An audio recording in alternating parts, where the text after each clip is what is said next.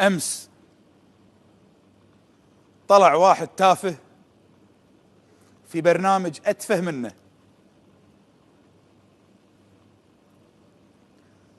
وقال له كلمة في الشيخ طلال الفهد، كلمة يجب أن أتوقف عندها. قال إن يا طلال ويا أحمد ترى ريحتكم فاحت وحلوا المشكل وخلصونا بطريقته. طبعا هو يتهزز لأنه متعود على الطيران، متعود على الطقطقة.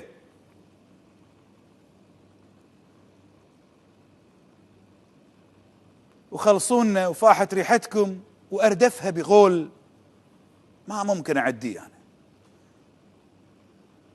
احمدوا ربكم انكم مو في الوسط الرياضي السعودي.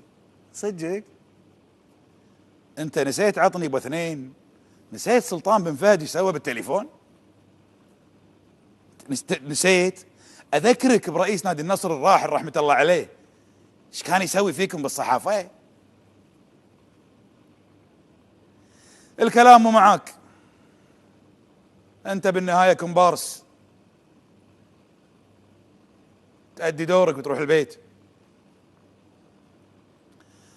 الكلام مو لوليد الفراج، لا، لوليد الابراهيم شيخك، الشيخ وليد الابراهيم مالك الام بي سي. اسمعني وافهمني واقرأ ما بين كلماتي. يا وليد يا ابن ابراهيم، نحن من علمناك ألف باء الإعلام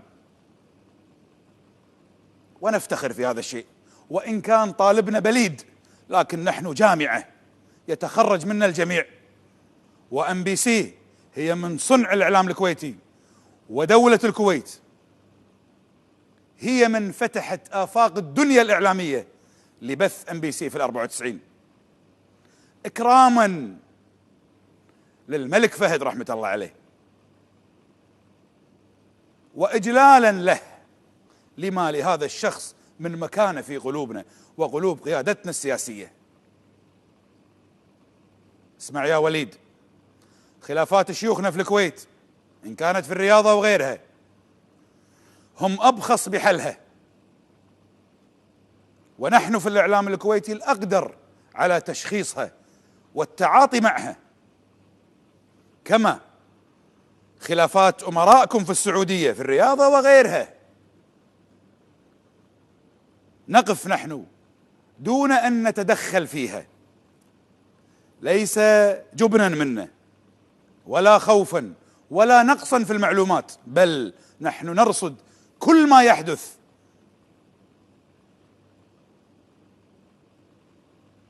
ولكن نحترم خصوصية الدول ولا نتدخل في أمر يخص أسر حاكمة فيها. احنا هالشكل مدرستنا علمتنا أن نحترم الآخرين ونصوبهم إن حادوا عن درب الصواب، فإن عدت لها عدت يا وليد يا إبراهيم. ترى الحشيمة ملك، الحشيمة حق الملك سلمان فقط. وترى أنا ما نسيت، وأنا حذرت من 4 شهور والأم بي سي تحديدا من تدخلها السافر في انتخابات دولة الكويت واستضافة بعض المشاغبين في الوسط السياسي ومحاولة تأليب الرأي العام الكويتي. أنا ما نسيت، أنا اللي أقوله حفظه، لكن أنت انتبه يا وليد الإبراهيم، إذا أردت أن تكون كذوبا فكن ذكورا. فول ستوب. اعرف أن الكويت نشأت على الرأي والرأي الآخر.